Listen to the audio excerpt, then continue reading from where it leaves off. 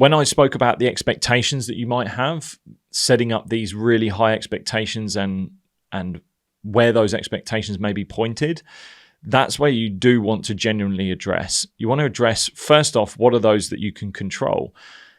If it's an outcome, if you're genuinely expecting for an outcome to be successful, can you control that? Is that expectation too high on yourself? Are you expecting to be the best performer every game?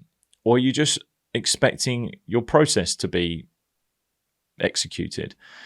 Your process is what you can control. The outcomes you can't control. They're not guaranteed. You can try to influence them, but there's nothing to say that the opposition might have a great day. And even if you put in your best performance, sometimes on the day that may not turn out the way you want it to. So by focusing on these high expectations of outcome, and then if the outcomes and expectations of others are what's dwelling on you, are those, again, expectations that you can control. If someone is expecting you to perform, you can sit there and say, look, I can give my best effort here, but there's no guarantee that I'm going to be successful. I need you to understand that even if I put in my best effort, it may not be the best outcome. Now, I can't control that in your eyes, so you need to address that if this is coming from an external person.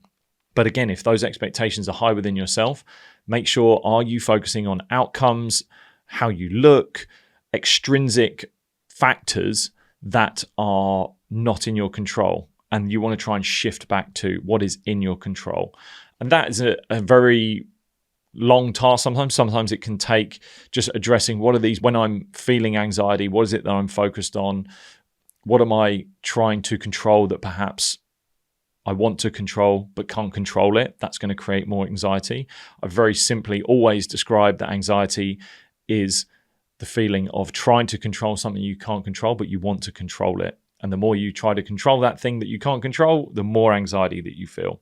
So addressing what is in your control, addressing what is not in your control, is probably the most go-to thing for addressing some of your anxiety. But if it is those expectations, if it is this idea of outcome over process, that could be a really big factor for you.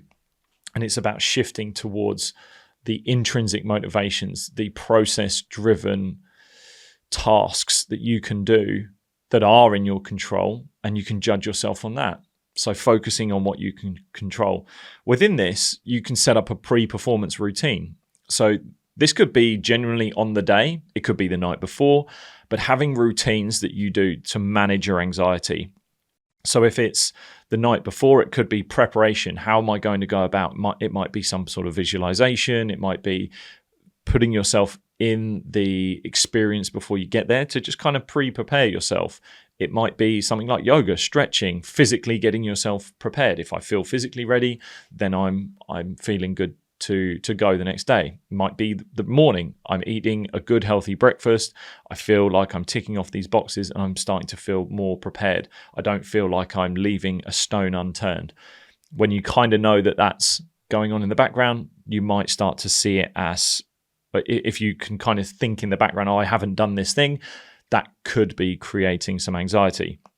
And then actually in a performance or on the day of a performance, I spoke about superstitions, but create a routine that can be adaptable, but a routine that you know if you are doing it, or days when you've had success and you did this routine, then try to stick to that.